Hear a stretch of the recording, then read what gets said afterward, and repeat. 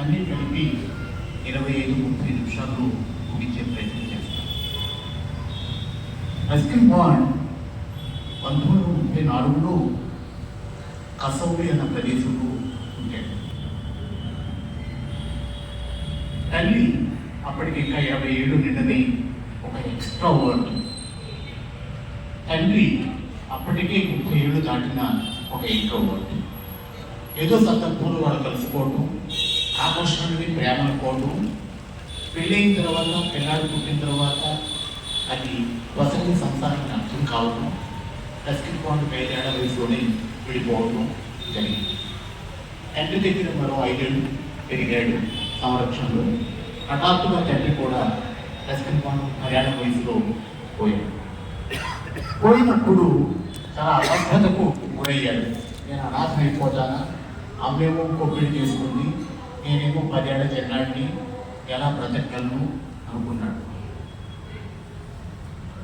మొత్తానికి అమ్మ పంచన చేరాడు, ఇష్టం ఉన్నా లేకపోయినా.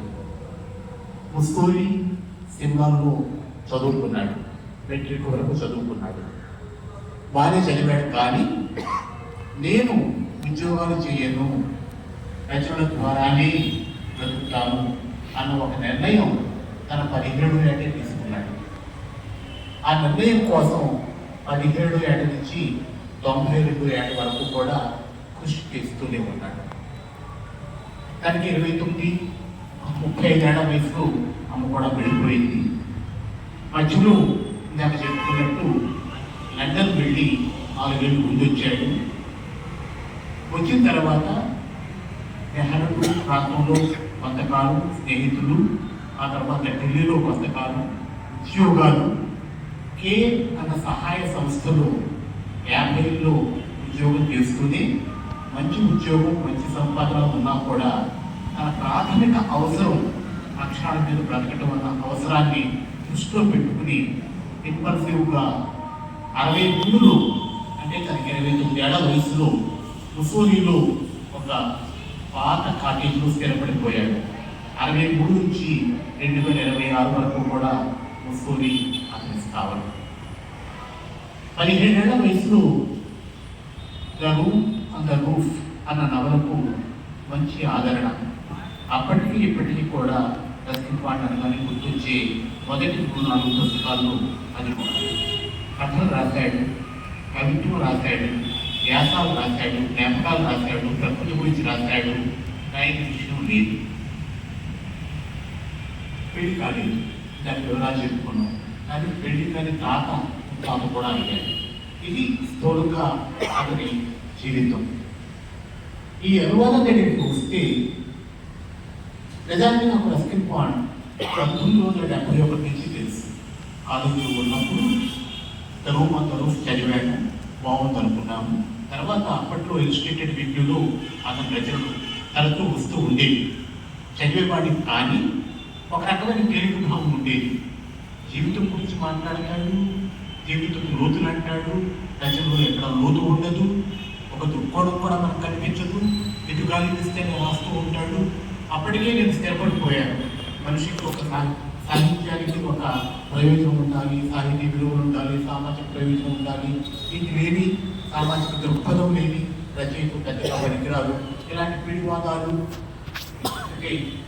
కూడా కాదు, అలాంటి నమ్మకాలు నాకు ఉండేవి. వాటి దృష్ట్యా అతను ఎప్పుడు నేను సీరియస్గా తీసుకోలేదు. సరిగ్గా 1 ఏడాది క్రితం ఏప్రిల్ నెలలోనే ఈ పుస్తకం అనువాదం చేసే అవకాశం నాకు వచ్చినప్పుడు కాస్తంత నిరాసక్తిగానే నేను తీసుకున్నాను. ఒకసారి చదివిన పర్లేదు అనిపించింది, రెండోసారి చేయలేదు అనిపించింది, 3సారి 4సారి చదివిన తర్వాత రస్కిన్ బాండ్ ఎంత మోసగాని రచయితో నాకు అర్థమైంది. తేలిక పదాలు, తేలిక కథలు, పిల్లల కథలు పిచ్చేవాళ్ళు. ఉదాహరణకి ద బ్లూ అంబ్రెల్లా గురించి మాట్లాడుకున్నాం మనం.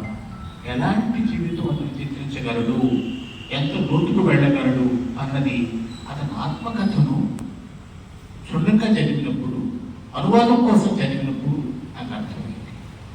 నా అనుభవంలో రచయిత తెలుసుకోవాలంటే చదవటం ఒక ఎత్తు, దాని గురించి మాట్లాడటం 2 ఎత్తు, దాని గురించి రాయటం 3 ఎత్తు. తర్వాత చేయటం అసలైన విధానం. ఈ 4 ప్రక్రియలో నేను పడ్డ తర్వాత ఇదంటే అది చాలా మునకలుగా అతనితో ప్రేమలో పడ్డాను. ముఖ్యంగా నాకు అందులో నచ్చింది ఏమిటి అంటే నిర్మోహనం. తనకు ఎక్కడో అంటాడు, నేను ఎదగాలి అన్న ప్రయత్నాన్ని ఎప్పుడూ మొదలెట్టాను, ఎదగను, పసివాడిగానే ఉంటాను, దేవుడు వచ్చిన అంటాడు.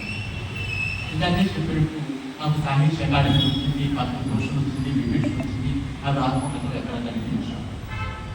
ఏమాత్రం దాన్ని తాను తప్పులు చేసుకున్నది కూడా అనిపిస్తుంది మనకి. అది అతను బాణి జీవితాన్ని చాలా సులభంగా, నాకు నా అవసరాలు చాలా పరిమితం, సంతోషంగా ఉండటం నాకు చాలా సులభం అంటాడు. ఊరికి పడాయి కానీ మాత్రం కాదు.